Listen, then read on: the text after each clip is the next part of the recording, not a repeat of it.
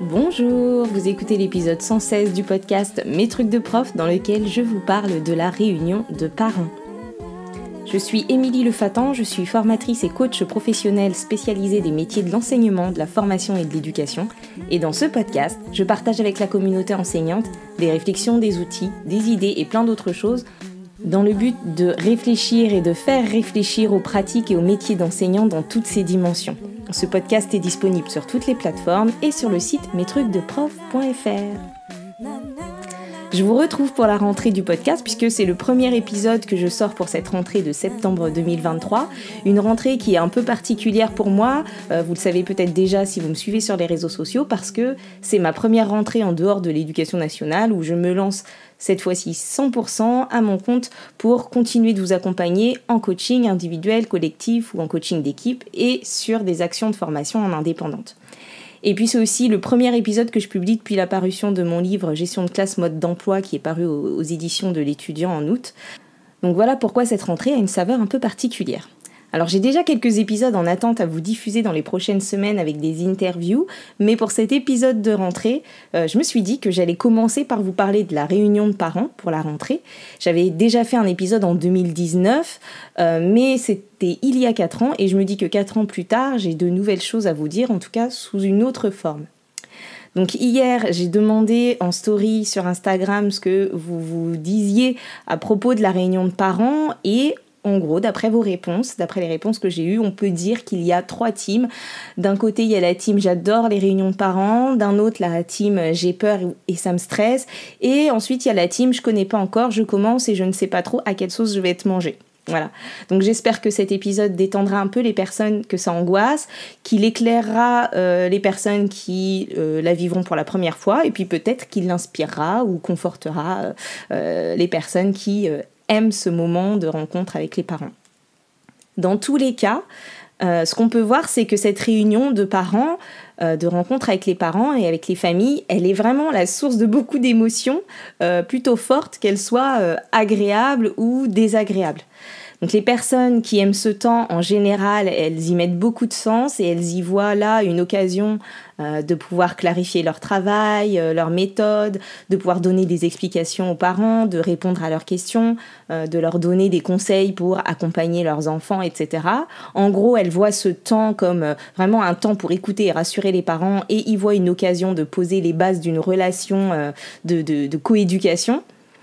Et puis, il y a d'un autre côté les émotions et les pensées des personnes qui sont plutôt dans la peur, qui sont parfois dues à une peur de ne pas savoir se positionner lors de cette réunion, ou des personnes qui ont peur de ne pas pouvoir répondre aux questions des parents.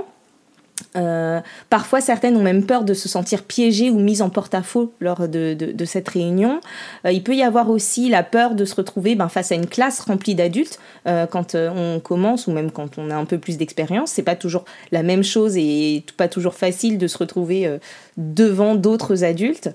Il peut y avoir également la peur de ne pas dire les choses de manière exhaustive et d'oublier de dire des choses qui pourraient être très importante et primordiale, voire vitale, et également la peur d'être jugé, d'être observé, d'être attendu au tournant. C'est vraiment les pensées et ce qui est revenu dans vos messages.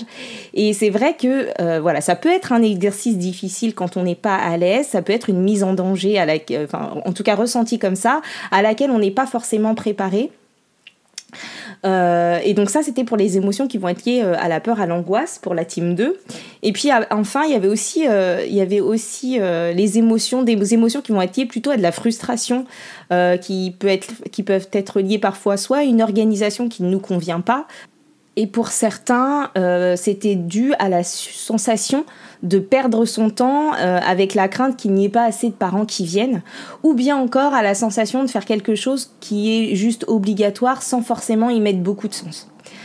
Donc je crois qu'il qui peut être vraiment utile de s'alléger par rapport à cette réunion de parents et en même temps d'en saisir les enjeux pour pouvoir y mettre du sens et pour y aller dans un état d'esprit qui va être favorable à la gestion de l'imprévu. Parce que comme quand on est en classe, même quand on prévoit et qu'on imagine comment ça va se passer, il y a toujours une dose d'imprévu quand on est avec d'autres êtres humains. Et donc, surtout quand on a mené cette réunion, on va devoir gérer cet imprévu-là. Et donc, c'est important d'être serein ou sereine pour pouvoir faire face à tout ça et puis mener cette réunion dans le sens dans lequel on a envie de la mener. Peut-être que pour commencer, vous pourriez vous dire que les parents qui viennent à la réunion de parents, ce sont le plus souvent des parents qui vont être soit curieux de savoir comment ça va se passer, soit complètement dans le flou et donc qui vont avoir un besoin de clarté, de clarification, de compréhension. Il peut y en avoir d'autres qui sont là simplement parce qu'ils sont hyper respectueux de l'invitation et qui mettent un point d'honneur à respecter les invitations de l'école et qui sont parfois présents, même quand ils sont plutôt clairs et qui n'ont pas grand-chose à apprendre. C'est par exemple mon cas hier, j'étais à la réunion de parents d'une de mes filles qui entre en 6e et j'étais plutôt claire sur ce qui va se passer, sur les nouveautés de la 6e. J'ai déjà une enfant au collège. J'ai rien appris de particulier, mais par contre j'étais présente parce que pour moi c'est important d'être là à ce moment-là. Donc on peut avoir ce genre de personnes comme moi dans le public, j'allais dire, dans la classe. Et puis il peut y avoir aussi juste des personnes qui ont juste envie de savoir comment ça va se passer pour leurs enfants, à qui ils confient leurs enfants, qui peuvent aussi avoir, pour certains, diverses inquiétudes qui vont être liées notamment à leurs expériences passées, leurs différentes expériences passées, qu'elles soient en tant qu'élèves eux-mêmes ou en tant que parents d'élèves qui ont peut-être un passif ou des expériences vécues et qui peuvent générer des inquiétudes. Et puis les parents, ils ont souvent des questions d'ordre organisationnel, ils ont envie qu'on les rassure sur la prise en compte des particularités de leur enfant, sur leur capacité parfois à eux à accompagner ou pas leur enfant, donc en l'occurrence à les accompagner. Et en réalité, cette réunion de parents, vous voyez que je vous ai parlé des émotions des enseignants et que je vous parle aussi des ressentis et des émotions des parents. En réalité, cette réunion, c'est une rencontre de personnes qui viennent avec des émotions et c'est la rencontre de ces émotions-là, de ces attentes-là, de ces envies-là, etc. Sauf que parmi ces personnes, il y a des personnes qui sont des professionnels, donc vous, les profs, que vous débutiez ou que vous soyez confirmés, vous êtes les professionnels dans cette relation, et il y a des personnes qui sont responsables, qui sont les responsables de leurs enfants, donc les parents, et eux qui viennent à une réunion qui pour eux est complètement dans le champ personnel et qui touche à ce qu'ils ont de plus cher. Donc je pense que c'est important d'avoir ça en tête avant d'envisager toute autre chose autour de cette réunion. C'est d'ailleurs ce que je vous explique dans mon livre, dans la partie soigner les relations avec les familles. En fait, je vous explique ce côté à la fois complètement dissymétrique de la relation prof-parent, parce que on n'a pas le même rôle dans la vie de l'élève, et en même temps, c'est cette dimension complètement horizontale de coéducation où il n'y a pas de supériorité, il n'y en a pas un qui sait mieux que l'autre, et qu'on doit avancer ensemble dans le même sens pour faire réussir les élèves. Et donc l'idée, notamment pour cette réunion de parents et de manière générale dans cette relation prof-parent, c'est de se positionner en fait en professionnel et de faire en sorte de poser les bases d'une relation saine et partenariale et d'une relation dans laquelle tout le monde va se sentir à l'aise, vous comme eux. La réunion de parents, c'est l'une des premières occasions de poser le cadre de cette relation. Et donc, il va falloir trouver le juste positionnement. Être accueillant, être à l'écoute, être explicite, répondre aux questions, tout en étant authentique, mais professionnel. Parce que être professionnel, ça ne signifie pas de tout savoir mieux que l'autre. C'est juste une question de posture. Et tout en étant un garant du cadre. Parce que quand les choses ne sont pas possibles, il faut être en mesure de pouvoir dire que ce n'est pas possible. Et quand on ne sait pas, il faut être capable de pouvoir dire qu'on ne sait pas, mais qu'on ne sait pas encore et qu'on va se renseigner et qu'on va aller chercher une réponse quelque part. Et là, je dis ça pour toutes les personnes qui étaient inquiètes de ne pas pouvoir répondre aux questions des parents. L'idée, c'est de pouvoir parler simplement de ce que vous faites, de ce qui est important pour vous, de ce qui est important pour les élèves, et les parents doivent ressortir en confiance et rassurés de cette réunion. Ils doivent avoir gagné en clarté. L'objectif, c'est qu'ils arrivent à la réunion, quand ils sortent, ils doivent avoir gagné en clarté. Et c'est ça l'important. Donc peut-être qu'il s'agit surtout de vous demander, si vous étiez parent, à votre propre réunion, qu'est-ce que vous auriez envie d'entendre? Comment vous auriez envie qu'on s'adresse à vous? De quelles informations vous auriez besoin? Et qu'est-ce que vous aimeriez voir de la personne qui est en face de vous? Et puis, si je vous accompagnais, moi, en coaching sur ce sujet, sur, admettons, la préparation de la réunion de parents, je crois que je vous inviterais à vous demander qui vous avez envie d'être lors de cette réunion. Quelle personne, quel professionnel vous avez envie d'être lors de cette réunion. Et puis, je vous inviterai aussi peut-être à clarifier pour vous-même au préalable le cadre que vous voulez donner à cette relation et le cadre que vous voulez donner à ce fonctionnement entre les élèves et vous, entre les parents et vous. Voilà. Donc, comprendre l'enjeu de cette réunion, ça vous permettra de vous adapter et de faire face aux différentes situations. Donc évidemment, vous aurez préparé cette réunion et le fait de l'avoir préparée, ça vous permettra d'apporter du cadre, de savoir dans quel ordre vous voulez dire les choses, de savoir à quel moment vous répondez aux questions ou à quel moment les parents peuvent poser des questions. Vous serez en mesure aussi de différer une réponse parce que vous saurez que vous en parlez ensuite. Ou alors de caler une réponse qui n'était pas prévue tout en le formulant. On peut dire merci pour votre question, j'avais pas pensé aborder ce sujet-là, et donc là vous allez arbitrer entre est-ce que j'en parle maintenant ou est-ce que j'en parle même pas maintenant, et vous pourrez décider sur le moment. C'est la partie des imprévus dont je vous parlais tout à l'heure. Après, faites simple et concis, et ensuite soyez prêts à répondre à d'éventuelles questions. Inutile par exemple de faire une lecture commentée et détaillée de tous les programmes. Par contre, un point pour présenter les grandes lignes de ces programmes, les nouveautés ou les changements par rapport aux années précédentes, ou parce qu'on arrive dans un nouveau cycle, ou qu'il y a des nouveaux programmes, etc. Parler de ces spécificités-là, c'est important. Évitez aussi de prendre des engagements que vous ne tiendrez pas.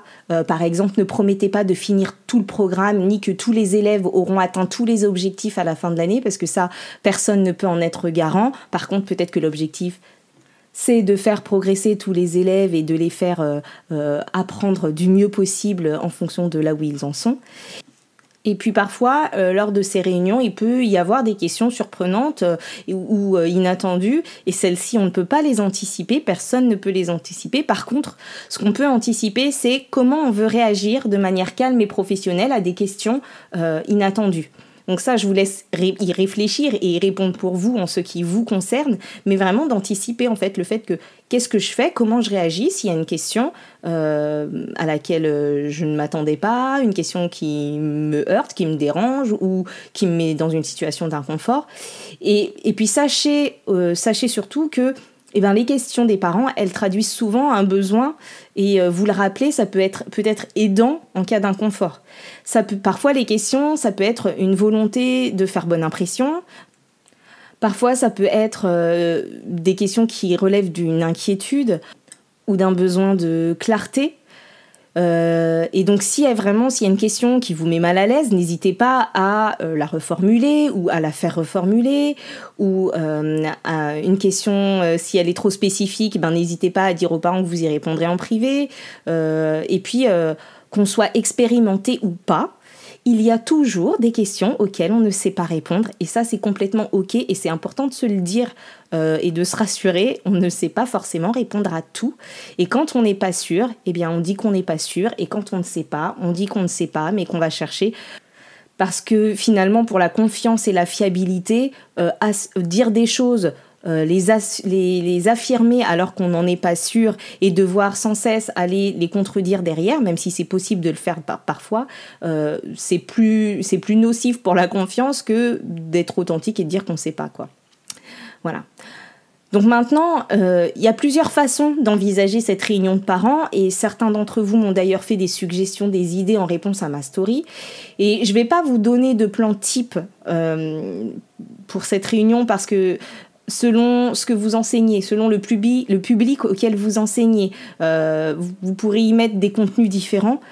La seule chose que je peux vous dire, c'est juste d'être intentionnel et de savoir pourquoi vous faites cette réunion et qu'est-ce que vous allez y dire et pourquoi vous voulez dire ces choses-là, et de préparer votre réunion en fonction de l'intention que vous avez pour cette réunion. Et puis dans votre plan, il faut que vous ayez des choses qui permettent de clarifier votre manière de travailler, votre fonctionnement, vos outils, vos attentes vis-à-vis des élèves, vis-à-vis éventuellement des familles, votre mode de communication, vos disponibilités, les spécificités de votre enseignement, de votre discipline ou de votre pédagogie, et dites ce qui est important pour vous. Permettez aux parents d'avoir de la visibilité sur ce que vous allez faire, sur ce que vous faites, donnez de la lisibilité à ce que vous faites, et permettez aussi aux parents de s'imaginer un peu comment cela se passe dans votre classe, dans vos cours, etc. Et puis on imagine souvent cette réunion de parents de manière un peu traditionnelle, avec l'enseignant qui est debout, qui parle, et les parents qui sont assis, qui notent et qui écoutent, ou qui lèvent la main et qui posent des questions, ce qui fonctionne très bien, et voilà, mais c'est aussi parfois ce qui peut mettre un peu moins à l'aise. Par contre, on peut aussi imaginer d'autres modalités pour faire évoluer cette réunion ou lui donner une autre direction. Donc, je vais vous en donner quelques-unes en vrac. Certaines viennent justement des idées que vous m'avez proposées en story. Et évidemment, comme d'habitude, ce ne sont que des idées pour vous inspirer ou pour vous ouvrir d'autres champs des possibles. Ce ne sont pas des injonctions. Voilà, si vous m'écoutez depuis un certain temps, vous savez que c'est comme ça que je fonctionne. Donc la première idée, ça pourrait être de faire intervenir et participer les élèves. C'est pas toujours facile, et souvent dans les écoles, pour des questions de place où on demande aux parents de venir seuls ou sans enfants, mais parfois c'est aussi un inconvénient logistique majeur pour eux, ce qui peut aussi éloigner certaines familles des réunions de parents. Et puis du coup, on peut imaginer faire participer les élèves, alors de plein de façons différentes. Il y a plein de façons possibles pour cela. Mais le fait de faire participer les élèves, ça va déjà créer aussi une motivation supplémentaire à venir aux réunions. Et là, je m'adresse notamment à ceux qui disent qu'il y a beaucoup de parents qui ne viennent pas. Et donc, parfois, pour les plus grands, on peut leur faire, par exemple, présenter des choses, des projets, des cahiers, ce qu'ils ont fait la première semaine, etc. Et puis, pour que ce soit possible, peut-être que plutôt que de faire une réunion d'1 heure, etc., on peut peut-être faire une réunion échelonnée, pour que du coup il y ait moins de monde en même temps dans la classe, et que les parents puissent arriver avec leurs enfants petit à petit. Imaginez ça plutôt comme une visite de classe que comme une réunion. C'est une option. Ce qu'on peut faire aussi, c'est faire circuler une boîte à questions en amont de la réunion pour recueillir les questions éventuelles des familles et pouvoir y répondre lors de cette réunion. Ça peut peut-être vous rassurer aussi sur le contenu des questions. Autre chose, on peut faire venir les parents de façon individuelle avec leurs enfants plutôt que de faire une réunion en collectif. Là, il y a plusieurs personnes qui m'en ont parlé, il y a notamment Greg et Apolline de mémoire, et ce sont des pratiques, c'est une pratique qui se fait de plus en plus. Ça permet de voir tous les parents, et d'en voir plus en tout cas, parce qu'ils vont se sentir invités, c'est un rendez-vous plus qu'une réunion. Ça permet du coup de créer un lien beaucoup plus personnalisé avec les familles dès le début de l'année. Évidemment, ce type de rencontre, ça prend un peu plus de temps, et donc on va pas tout expliquer comme on le ferait dans un grand groupe, mais ça permet de voir la relation sous un autre angle. Et donc on va plutôt inviter les parents, par exemple, à parler de leurs enfants, à nous poser des questions. Nous aussi, on va être en prise d'information lors de cet échange. Donc ça change un petit peu l'intention qu'on a derrière cette réunion de parents. Et en plus, l'enfant qui va être présent et invité va pouvoir également prendre part à la discussion, poser ses questions, les parents vont aussi voir comment on s'adresse à l'enfant, etc. Donc ça peut être intéressant d'essayer une nouvelle modalité. Ce qu'on peut faire aussi, c'est préparer une vidéo de présentation ou une vidéo à diffuser pendant la réunion. Donc, dans cette vidéo, on peut faire participer les élèves, du coup, faire que les élèves présentent les choses pendant la réunion de manière filmée au préalable. On peut également montrer des moments de classe, et c'est d'ailleurs ce que m'a proposé Julie, une auditrice qui est enseignante en maternelle, et qui me précisait même que lors de la réunion, elle diffuse, dans son école, il diffuse aux familles une vidéo pour expliquer le fonctionnement du cerveau. et de l'enfant. Et donc vraiment cette idée de vidéo, finalement, elle peut être déclinable à d'autres sujets, hein, les écrans, les réseaux sociaux, le harcèlement, enfin voilà, parce que la réunion de parents, c'est aussi un moment propice à la prévention, à faire de la prévention. Donc l'idée de la vidéo, ça peut être quelque chose à garder et à décliner. Ensuite, je vous disais que la réunion de parents, c'était aussi un moment où on crée les bases d'une relation. Et quand on donne rendez-vous à des gens, ben souvent, il faut penser l'accueil. Et donc, pour poser les prémices de cette relation, penser l'accueil, ça peut être plein de choses. Là, je vous dis ça parce qu'il fait hyper chaud au moment où j'enregistre l'épisode, mais ça peut être mettre de l'eau à disposition des familles pour les jours de grosse chaleur. En septembre, ça arrive souvent. Ça peut être prévoir une place pour chacun. Pourquoi pas avoir un petit récapitulatif à donner à la fin de la réunion ou après pour les parents qui n'auraient pas pu venir. Afficher le plan de la réunion au tableau, c'est assez rassurant, comme ça rassure les élèves d'avoir le programme de la journée le matin quand ils arrivent en classe, avoir sorti les affaires de l'enfant ou avoir prévu des choses à regarder. Ça peut être aussi être présent et souriant à l'arrivée des parents pour pouvoir les saluer individuellement, les questionner, discuter. Enfin bref, il y a plein de façons d'être accueillant et je suis sûre que vous saurez trouver comment l'être, mais c'est quelque chose qui se pense. Une autre piste, quand on a des parents non francophones, à défaut de pouvoir faire venir des traducteurs professionnels, on peut parfois essayer soit de les mettre en contact avec d'autres parents ou les asseoir à côté de parents qui sauraient éventuellement traduire ou faire l'interprète. Et parfois, il existe aussi dans les villes des associations locales. Merci Greg pour cette proposition sur Instagram. Donc des associations locales qui peuvent permettre cette traduction. Donc voilà, on pourrait imaginer avec de la créativité et à plusieurs cerveaux encore plein d'autres possibilités, idées pour faire évoluer les modalités de cette réunion et redonner du sens, surtout quand c'est une réunion qui nous parle un peu moins. On peut jouer aussi sur le moment de la réunion parfois, hein, qui peut avoir un impact sur la popularité de la réunion. Voilà. Et donc si on devait résumer tout ce que je viens de vous dire là dans cet épisode en quelques mots, ce serait peut-être les mots clarté, transparence, intercompréhension, empathie, cadre et flexibilité. Et d'ailleurs je me dis en le disant que ce sont des mots qui sont dans le sommaire du livre, donc c'est bien, je suis congruente dans mes supports et d'accord avec moi-même, je rigole toute seule, donc voilà. Et je vous laisse avec tout ça, je vous laisse réfléchir, et puis comme pour tous les autres sujets, on pourrait en parler des heures, mais là je pense que vous avez de quoi cogiter. J'espère que vous écouterez cet épisode à temps avant votre réunion de parents et je vous souhaite une belle année scolaire si vous écoutez cet épisode à la rentrée. Même après d'ailleurs. Donc voilà, si vous avez envie de commenter cet épisode, vous pouvez le faire de différentes manières, soit sur le site mestrucsdeprof.fr, soit sur Instagram, Facebook, LinkedIn, ou bien en m'envoyant un commentaire écrit ou vocal sur contact@mestrucsdeprof.fr. Et puis, si vous avez envie d'un accompagnement en coaching ou en formation, qu'il soit individuel ou collectif, n'hésitez pas à me contacter par les mêmes réseaux dont je viens de vous parler, par les mêmes biais, ou par le formulaire de contact qui se trouve sur mon site mestrucsdecoach.fr. Et d'ailleurs, pour le coaching collectif, sachez que vous pouvez constituer un groupe de pairs qui auraient envie de travailler ensemble sur une même thématique et me contacter pour créer cette offre de coaching collectif. Voilà. Je vous retrouve bientôt pour un autre épisode et d'ici là, prenez soin de vous. Bye bye.